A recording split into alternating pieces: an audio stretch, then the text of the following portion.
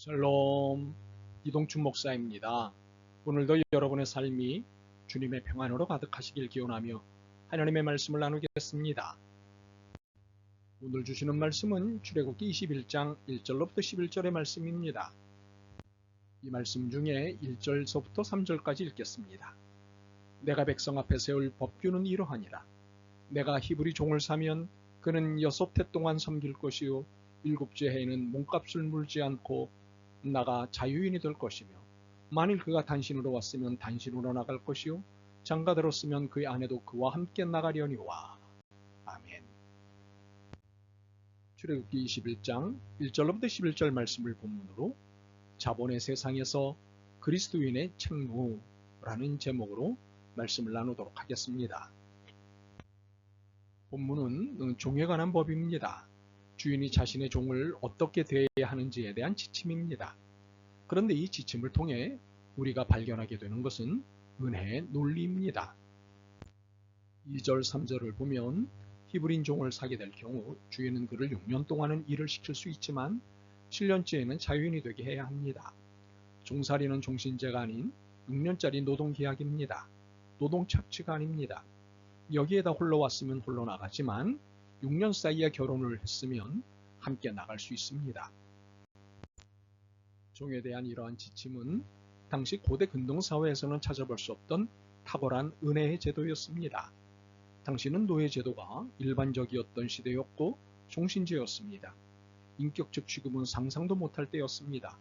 종은 짐승과 같거나 짐승보다 좀 나은 대접을 받을 정도였습니다. 이는 애굽에서 종살이하던 이스라엘의 경우로도 짐작할 수 있습니다.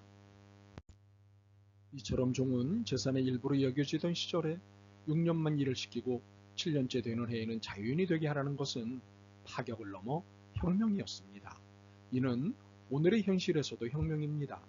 오늘 우리의 현실은 자본이 중심이 된 사회입니다.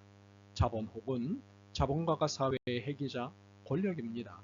반면에 노동과 노동자는 자본에 종속되어 있습니다. 결국 자본이 어떤 결정을 하느냐에 따라 노동의 운명도 결정됩니다. 이러한 자본주의 사회는 노동과 노동자를 자본의 하위 개념으로 여깁니다. 그렇기에 자본과 노동의 충돌이 생깁니다. 그렇다면 하나님은 오늘 본문이 지적하고 있는 주인과 종, 자본과 노동의 관계에 대해 어떤 법규를 내리셨습니까? 절대 종속관계가 아닌 필요상호관계로 정리하십니다. 자본을 가진 주인은 필요한 노동력을 산 것이고 종은 자신의 노동력을 제공함으로 필요한 돈을 받습니다. 이처럼 서로의 필요에 의해 관계를 맺은 것이고 이를 6년이라는 시간적 제한 장치를 만들어 놓음으로 상호 필요 관계가 종속 관계가 되지 않도록 하셨습니다. 그러므로 종이 된 사람은 6년만 참으면 된다는 희망을 가질 수 있었습니다. 그러니 주인은 6년 뒤를 생각해서 종을 함부로 대할 수 없었습니다. 우리는 여기서 하나님의 자상하심을 보게 됩니다. 차갑고 무서운 정의가 아닌 따뜻하고 정이 넘치는 정의를 보게 됩니다. 이는 은혜의 논리입니다. 더욱이 하나님은 주인과 종의 관계에서 자유라는 개념을 강조하셨습니다. 이것은 주인인 자본가의 입장에서 법규를 세우신 것이 아니라 종인 노동자의 입장에서 법규를 세우셨다는 사실입니다. 주인의 입장에서는 종을 종신제로 묶어두는 것이 유리할 것이고 이익이 될 것이기에 종신제를 선호할 것입니다. 그러나 이 종신제는 글자 그대로 종속죄가 되는 것입니다.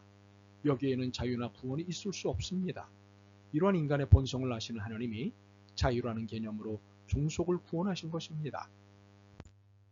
그러므로 우리 그리스도인들은 자본이 지배하는 세상을 당연한 것으로 여겨서는 안 됩니다. 그렇다고 종속이론에 입각한 해방을 선호하라는 것이 아닙니다. 모든 관계와 제도에 자유가 보장되는 세상을 만드는 일에 관심을 가져야 합니다. 물론 이 자유는 책임과 의무를 수반해야 합니다. 4절로부터 6절을 보면 홀로 와서 종이 되었는데 주인이 아내를 주어 처와 자식이 생겼다면 그의 처와 자식은 주인의 소유이기에 두고 떠나야 합니다. 하지만 종이 처와 자식을 사랑하여 자유인이 되기를 원치 않는다면 이를 허용하고 성소에서 귀를 뚫어 종신토록 주인의 소유임을 표시하라고 합니다. 이 부분은 오해의 소지가 있습니다. 상식적으로 주인이 종에게 아내를 만들어 주었다면 이후 종의 처와 자식은 종에게 속한 것 아니겠습니까? 주인이라도 함부로 하지 못하는 것입니다. 그러나 본문의 환경은 지금의 환경이 아닙니다. 당시는 일단 돈 주고 산 모든 것은 주인에게 종신되었습니다. 그러므로 종에게 아내를 주었다고 해도 여전히 소유권은 주인에게 있습니다. 그런데 당시 환경에서 저와 자식을 위해 자유인을 포기하고 스스로 종이 되겠다고 한 경우 이를 조건 없이 받아들여야 한다는 지침은 또 하나의 파격입니다. 이는 주인으로서 종의 가족을 책임져야 한다는 것과 종으로서 주인에게 은혜를 입을 수 있는 것이기 때문입니다. 그러므로 이 둘의 관계에는 책임과 은혜의 원리가 작동합니다. 지배와 착취, 종속과 종신의 관계가 아니라 형제 사랑의 원리가 작동합니다.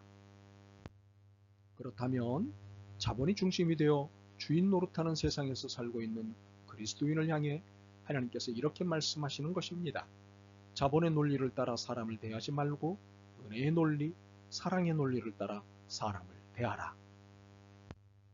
자본이 중심이 된 사회는 인간의 가치를 돈으로 환산합니다. 돈벌이의 수단으로 대합니다. 그래서 자본가는 노동자를 돈으로 대우하면 된다고 생각합니다. 반대로 노동자도 자본가를 돈과 연관하여 대합니다. 그러나 그리스도인은 세상과 달라야 합니다. 세상은 모든 것을 돈으로 환산하나 그리스도인은 모든 것을 하나님의 피조물로 이해해야 합니다. 하나님이 만나게 해준 사람, 하나님이 은혜를 있게 해준 관계로 이해해야 합니다. 그래서 모든 사람, 모든 관계가 형제와 자매라는 입장에서 이해되어야 합니다. 8절로부터 11절을 보면 주인이 여종을 아들에게 주기로 했으면 딸처럼 대해야 하고 자신이 취하지 않기로 했어도 외국인이 팔 수 없을 뿐만 아니라 먹고 사는 문제를 끝까지 책임을 져야 합니다. 만약 의복과 음식을 내주지 않고 동침하는 일을 하지 않았으면 몸값 없이 자유롭게 보내주어야 합니다. 이것은 자본주의의 논리로 볼 때 이해하기 어렵습니다. 물론 당시 문화로도 파격을 넘어 혁명적인 규례였습니다. 그러나 주인 또는 자본가의 의무를 엄격히 정한 이러한 법은 종 또는 노동자의 자유와 인간다움을 보장해주는 장치였습니다. 하나님은 권력과 자본으로부터 소외된 자들에게 따뜻하고 자상한 정의를 베풀라고 명령하십니다. 자본이 중심이 아닌 또는 자본가가 중심이 아닌 자본과 노동이 또는 자본가와 노동자가 서로에게 의지가 되고 책임을 지는 사랑과 은혜의 관계를 맺으라고 명령을 하십니다. 그렇지만 세상은 이 명령에 어긋나 있습니다. 그래서 그리스도인은 이러한 어긋난 세상을 바로잡아야 합니다. 이것은 책무입니다. 아멘. 주님, 하나님의 사랑과 정의가 어떠한지 그리고 이 둘의 관계성이 무엇인지 깨달았습니다. 더욱이 하나님의 자상하신 정의 개념도 깨달았습니다. 깨달은 바 모두에게 따뜻하고 자상한 말씀지기가 되게 하옵소서. 예수 그리스도의 이름으로 기도드립니다. 아멘. 오늘도 여러분의 믿음과 삶을 응원합니다. 사랑합니다.